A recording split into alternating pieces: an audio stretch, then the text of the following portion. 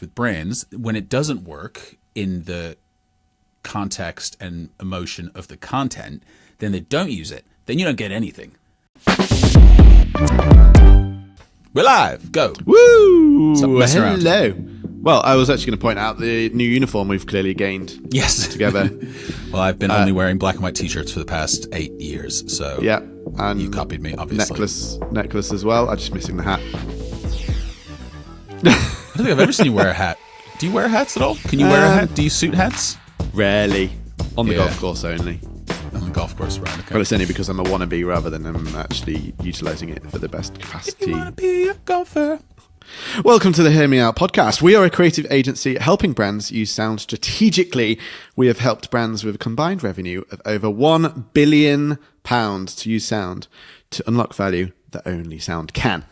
Yes, we are, George. And in this first series, we are talking to each other about commonly held beliefs in the marketing ad brand agency world and discussing whether they are yes or no in terms of misconceptions, accurate, false, lies, slander, all of those things.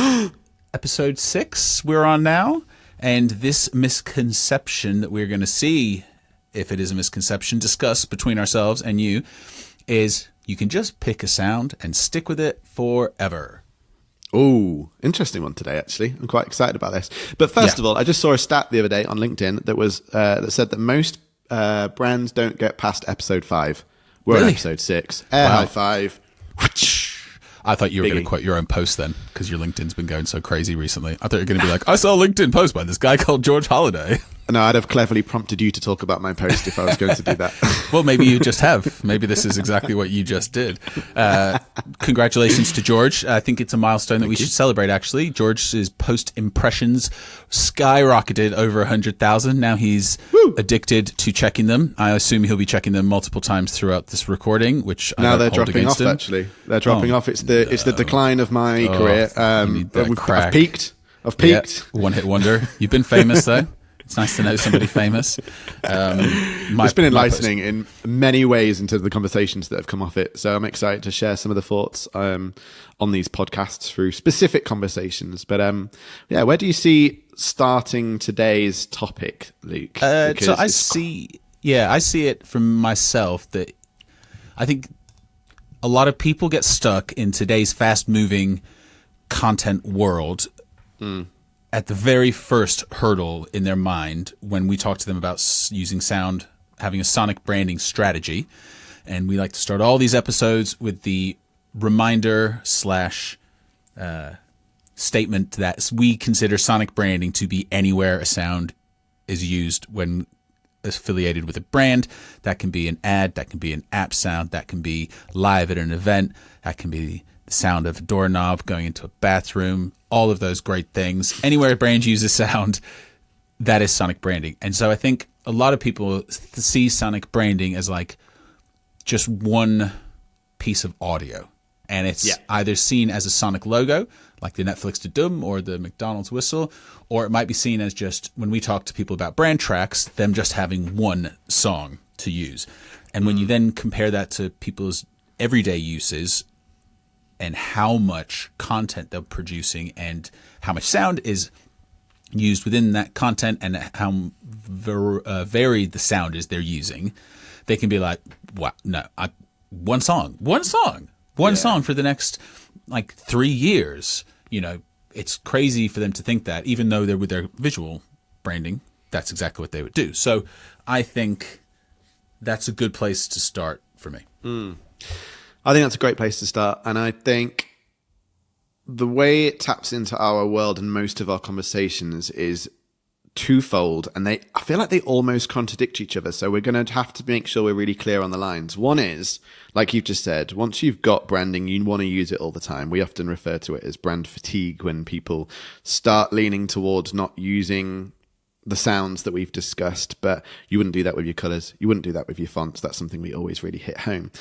But what is important to recognize is that campaigns have slightly different energies.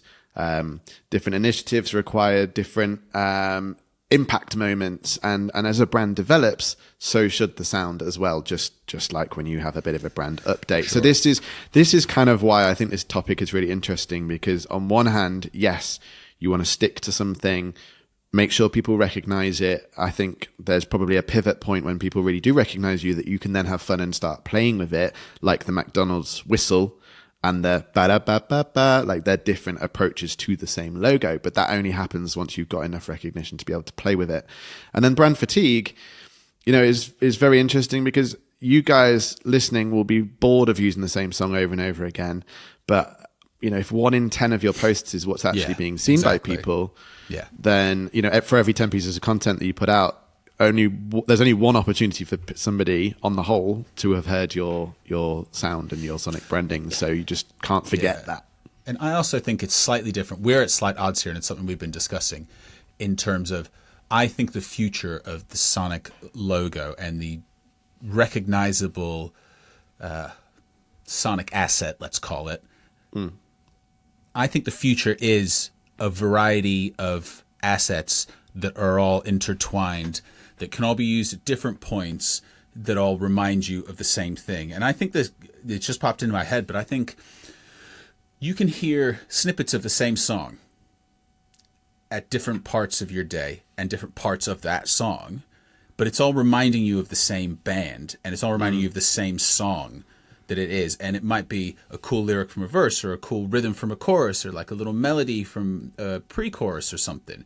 And it's not like it's only that one part that reminds you of this band and this entity. And I think there is a really cool space moving forward where it's, to the misconception of having one sound, is you don't have one sound. It's almost like, it's a bit of a cheesy way of describing it, but it's like your digital fingerprint and a sonic fingerprint, sorry. And that sonic fingerprint is fundamentally made up of rhythmical elements, melodic elements. That is essentially music at its foundational level.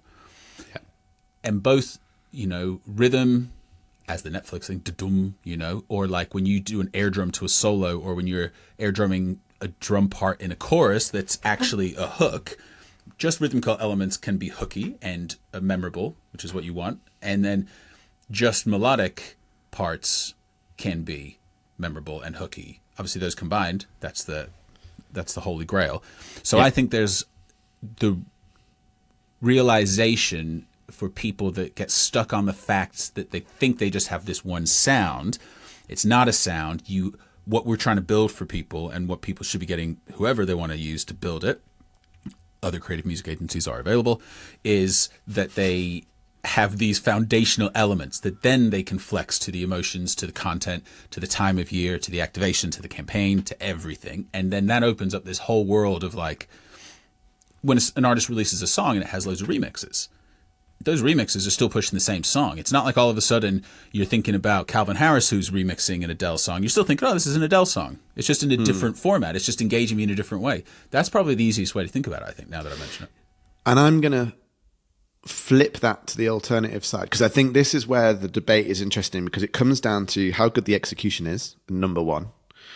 And number two, it comes down to like how many different distinctive applications, touch points do you have for that to make the most sense? So what was coming into my mind when you were saying that was, if I was going to listen to, if somebody came on the radio and a band, well-known band, and I knew them for one song, that's how I got to know them, that's how I fell in love with them.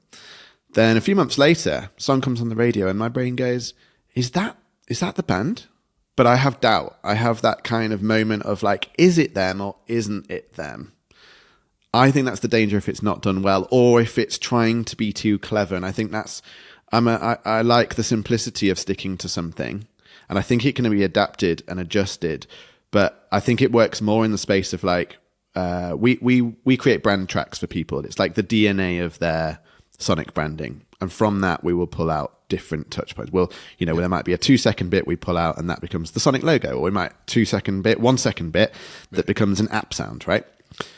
If that brand track didn't suit a certain TV campaign that was going to happen, we would be employed for our services to create a variation of it that still had the recognizable elements, but there was a different energy. Maybe it needed to be slower because it was more emotional. Maybe it needed to be quicker because it was a big summer deal that was happening, as an example. Two very different use cases.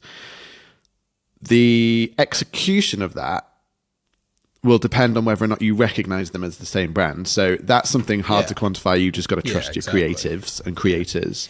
The danger of it is, will we be recognized with the other one? So if people get to know the sad, slower one, which is the main brand track, when it comes to summer and they hear it, let's say on the radio, will people be like, is that them or isn't that them? In which case you then actually have lost the brand recognition aspect. So I think it's a really fine line. And I think on paper, I'm up for it.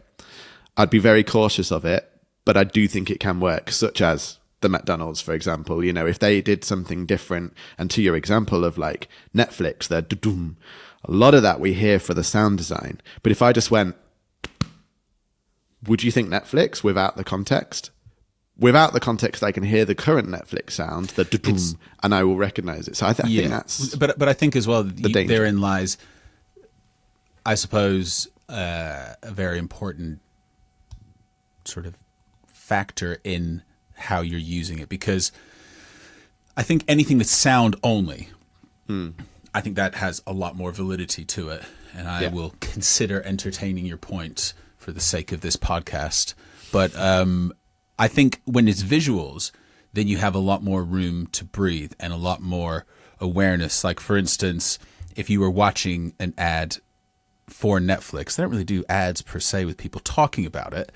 But let's say somebody was saying, like, hey, we should watch something tonight. Do you want to watch something on TV? Yeah. What do you feel like watching? I don't know. Can you just open up and find, like, what's on right now? Be like, what do you mean?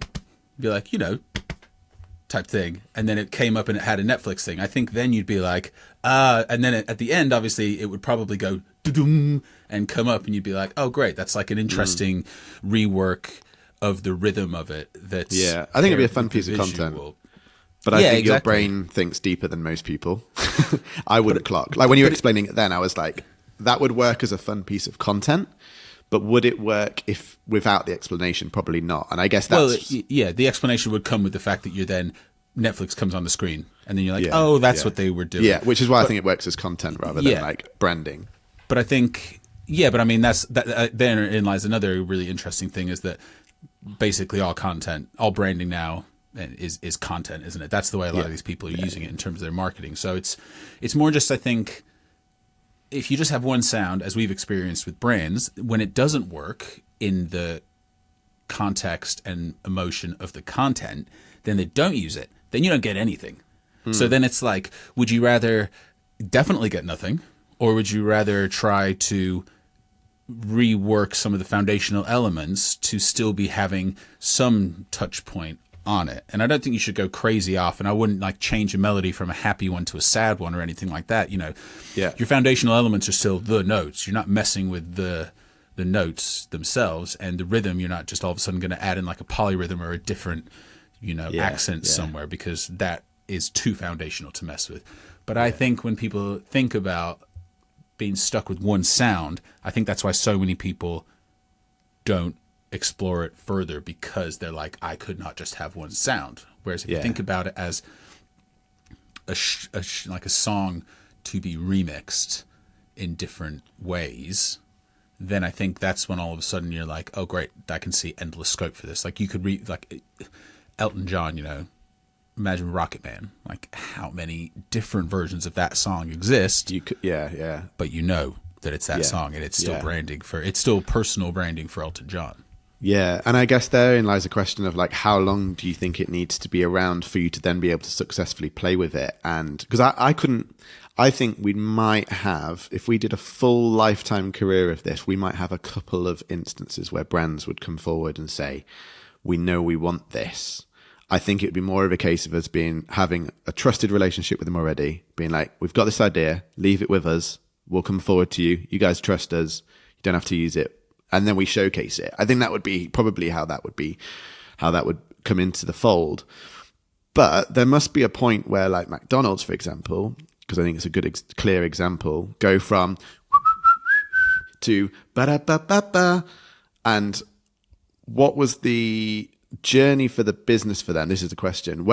How would you advise on the journey of them to explore this further and not just have one sound forever, to the title of the podcast? So let's go back to the start. The first year, they're doing well. They can afford some Sonic Sonic branding. Where are they starting? And at what point does it spill into let's have a play with it now and pull it around? Yeah, I think once you have something that you like, that you feel really represents the brand as a Sonic logo, I don't think you need to. Let's just work with Sonic logos here, because that's probably the easiest thing that we've been discussing. Do you want to explain quickly a Sonic logo? Well, a Sonic logo, as you were just saying, the McDonald's, the whistle for the McDonald's, or the da-dum for the Netflix, a short piece of sound that almost always will accompany a visual, not necessarily. It doesn't have to. Radio would be a great example of where the McDonald's whistle, it's McDonald's, the Netflix da-dum, although they don't advertise on radio that I've ever heard. Mm-hmm. So I'm not sure if it would. And they'd probably still say Netflix, and the McDonald's ad still says McDonald's. But once you have the Sonic logo, I think all of this stuff is more just helpful to show the scope. Ideally, I agree. Ideally, you can always use your Sonic logo with everything. But I think particularly now I was reading a post the other day that was talking about 80% of 18 to 28-year-olds, as soon as they think it's an ad, they scroll past it. As soon as they think anything is an advertisement on social media. And that is the main way that brands are advertising. And one of the ways that I think shows that is a logo with a Sonic logo coming up, etc. That's almost instantaneous. So brands are trying to avoid being scrolled. Yeah. And so if they think that having a visual logo with a Sonic logo is going to make people think it's an ad, which is going to make people scroll, then they won't use it. Whereas some of the stuff we've been exploring with some social media influencers, etc., is their Sonic logo, but just in there at some point in the beginning, and still just having them on screen with their usual content. Yeah. Which I think is a really helpful way of getting the benefit from it. And then I think if you need to expand it to suit another activation or campaign or whatever, then you would do it. You almost need something really contrasting, don't you? If you were normally a high energy brand and then you put something emotional out that was all piano music, but your Sonic logo was dun dun dun. Yeah. Obviously that's going to feel really weird and take you completely out of the mood. Yeah. So at that point you need to think about how could that melody be played on the piano. I think that's a really strong, almost black and white example of when I think the application is really necessary. And that's when I've spoken to brands that have dropped it because it just didn't fit. Lish, the spirits company from Sweden that we did their Sonic logo. Their Sonic logo is very energetic and upbeat. And they're launching a new peach line in April, which could have been in the past based on when we're recording this and when we put it out. They're releasing a peach line in the future. And I know that would be a perfect scenario to rework their Sonic logo a bit, because I can already see from bits that they've posted that it's a spring, slightly more calm, serene kind of feel to it in my interpretation. And I can already hear, like you were saying, for the sort of clashing, I could see that happening if they wanted to use it. And it would be this, in my mind, it's this peaceful thing of fields with long grass and the sun coming through and the really nice bottle that they have and the colors and everything. And then at the end of it was bam, bam, bam, bam, bam. You'd be like, whoa. It would really pull you potentially out of the mood. Whereas I still think there's a version that we could do of that would still be I think that's, I think I've heard that before. Or it could be the first thing they hear, and then when they hear the full high energy one, when it's on a more high energy campaign, they're like, oh, I think that's that one. But they're all still the same. And this is where I'm torn, is they're such an unknown brand still at the moment that at what point does it completely go over people's heads and then it's all subliminal though. Work. It's cumulative as well. That's the thing. I think no one hears a Sonic logo and just knows it. It's all cumulative, and it's all cumulative based on the parts. It's not based on the actual iteration of it. You don't remember a melody just based on the voice it was originally sung in. or the treatment of the vocal, etc. You remember the melody. And people could have heard an Elton John song first sung by, someone singing a cover in a pub in Majorca or something when they're on holiday, and then they hear the other one and they're like, I know that song, but they don't know it from the original tone and timbre or even the gender. Yeah. Do you fear, genuine question, do you fear that those moments when you're sat in a bar and half the bar, if not more, haven't clocked that the guitar cover in the background is an Elton John track, that there is lost? Because we're always talking about attention. Marketing is all about how much attention. Branding is all about how much recognition. At what point does it become detrimental to the brand where you actually have totally missed people's attention? There's one thing, people being conscious and clocking it, because I agree with you, a lot of this is subconscious, but it needs to be conscious enough that your brain clocks it, but not subconscious enough that you totally miss it. Because I think for want of a better way of saying it, people don't think too deeply, and a lot of the time you need a brand in your face to be able to recognize it, to notice it in the first place in such a noisy world, visually and audibly. Yeah, I mean, it's a visual logo needs to be seen 7 times to remember it, and a audio one needs to be seen like 3 times to remember it. So nothing is instantaneous. It is all cumulative, and that is why people put out so much content, and that is why you're always trying to remind people. That's really all it is. It's all just being the brand that people remember when they're in a time that they want to buy something. So for me, I believe that a brand will get more value by using, if a brand has more if a brand is more likely to use their sonic branding because they have more variety of its foundational parts like the melody and the rhythm, I think they will get more recognition because of the amount that they use it in comparison to if they don't use it as regularly because it doesn't suit maybe the full breadth. And again, maybe that comes down to people have got logos that aren't appropriate for their entire scope of brand. And therein lies another question of, if you feel like you couldn't use this one song for the whole of your brand campaigns for the next 3 years, then maybe it wasn't done properly. And maybe... Yeah, that's a very good point. But, I think the Lish one we did really well for them. It's just these odd products and campaigns and things where it's like, we just want to explore this new thing. To say that a brand shouldn't be able to expand and to develop its ideas and its offerings, is ridiculous and not sustainable. So then it's like, if they do want to come slightly outside of the original scope, how can we then just allow that to still have some sonic recognition? Here's a thought flip. So what if the approach, we're thinking about it or we're discussing it now in the wrong way? So for an example of happy summer brand like Lish, their sonic logo is predominantly like a brass sound, and it leans slightly more electronic because they've got that more energy. They're always at events and nightclubs, just for painting some context. And then they wanted to do something that was very ethereal, and they were suggesting piano as like a really low tempo mood. Flipping the script, would piano and dumbing it down in that way be the wrong way to approach the slower campaign? Or rather than the logo being wrong, is the logo out of context because the music they're using is out of context? So let's say we found a different way to deliver a slow, gentle, slightly electronic with brass and trumpets involved. Like take all those elements and then create something different and avoid piano, because piano isn't the right thing for their brand. We made a piano sound out of a bottle pop, for example. Yeah. What if actually the context of the music was wrong, but the sonic logo was the thing that was most on brand?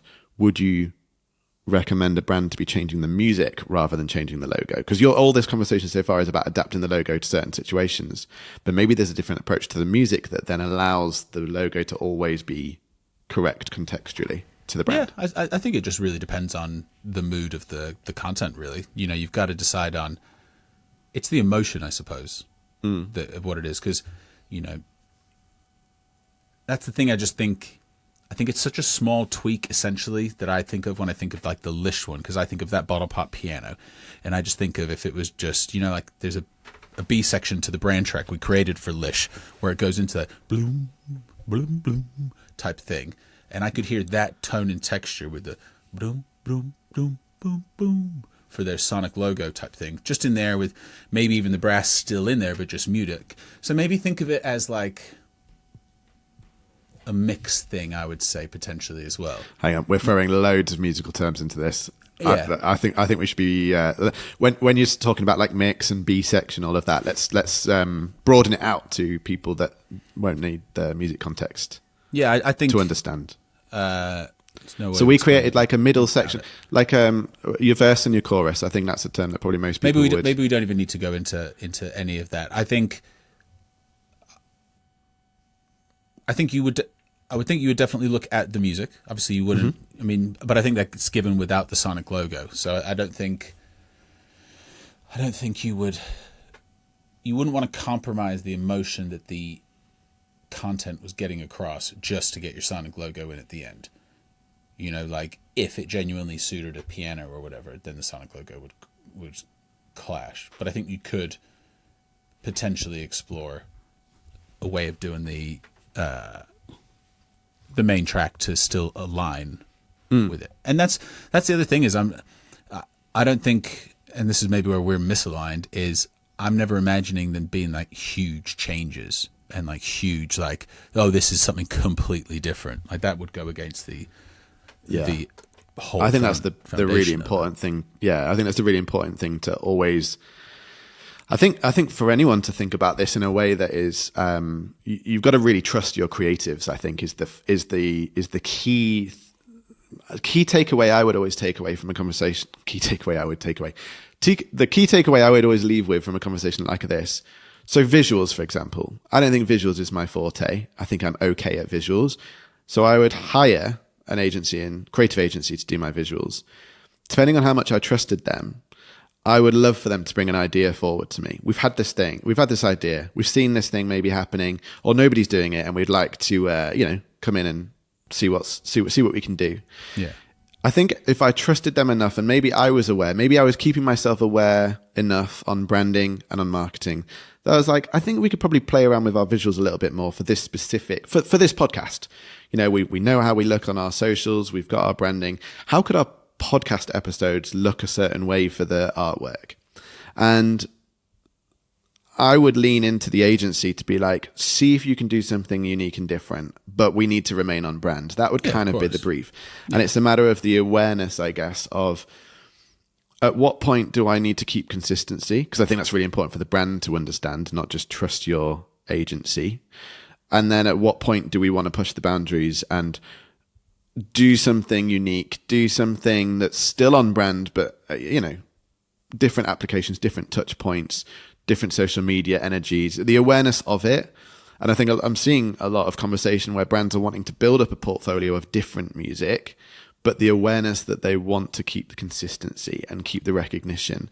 And, if you're a brand like Lish, to keep the conversation going, where it's a bit more electronic leading, really it's a question of how are we going to deliver that slower energy, the more emotional energy that still keeps within the palette of sounds and the palette of characteristics of you. So actually, then it's down to us to find that. But the awareness is really important for them. Yeah. And also, I guess on that note, when people, to take it back to the misconception, when you have, say, like when we develop this brand track that has like a verse and a chorus and then a different verse to give different flavors, they already have the sound, the second verse, let's say, in the song we created for them. That is perfect for this slower campaign. That's like ideal. We could create a loop from that. So it's also, when people think of one sound, it's like, it's not one sound, it's one, like we'd call it like an audio toolkit type thing. And you have a bunch of consistent sounds that flex to the scope of the mood you want to, portray to your audience. And I think that is why it's from my mind, to come back to if it's a yes or a no, I think it's a huge yes that it's a misconception based on the limited assets that a lot of brands may have been given or think they would be given by a creative music agency such as ourselves, creating a sonic branding strategy for them. Really, the scope of what we create is so much bigger than just a sound for just one thing. And I think that is reflected in the way that people see visuals. I think if you stuck to the same one color and the same one font for your entire journey of a brand, in some aspects, I think that's crucial. And I think that's the same in sound. And I think in some aspects, you would naturally develop those assets for different touch points, like your website, your socials. They have them, don't they? They have exactly. They have when people do your branding. I don't know exactly what they call them. It's sort of in the guidelines, but it's all the different mock-ups. You've got, like we have it. We've got our logo with purple background, green background, black and white. With the dot in purple, the dot in green, sort of thing. So it's like it's all consistent, but there is variety there. And I suppose I think I like your analogy there in terms of the comparison. I think the comparison makes it feel easy to digest in terms of like, right, okay, if we were starting something else, we would be looking into some kind of unique visual that's still on form, still on brand for that specific thing. You'd go through a process. And I'd love to leave anybody listening to this podcast with the thought of, have you asked that same question with your sound? How could it develop? How could it be unique to that touch point? But of course, you all know that it needs to stay on brand. I think that's a really healthy conclusion for the misconception as to whether or not you should choose one piece of music and stick with it forever. I think deep down, everybody knows whether they should and shouldn't. And that awareness is key in answering the question. Yeah, and I think the analogy that you used in terms of the font and logos, you could literally imagine your sonic branding to have those two elements. You have colors and you have fonts, and you keep those two, just like you have rhythm and you have melody most of the time within your sonic branding. You can have many different iterations of those. As long as you stick with the same fonts and the same colors, then you're going to be on brand, and there's so many different versions. Wonderful, wonderful place to end there, George. What a lovely place to end. So, have you got anything to add there, George? Bye. Goodbye.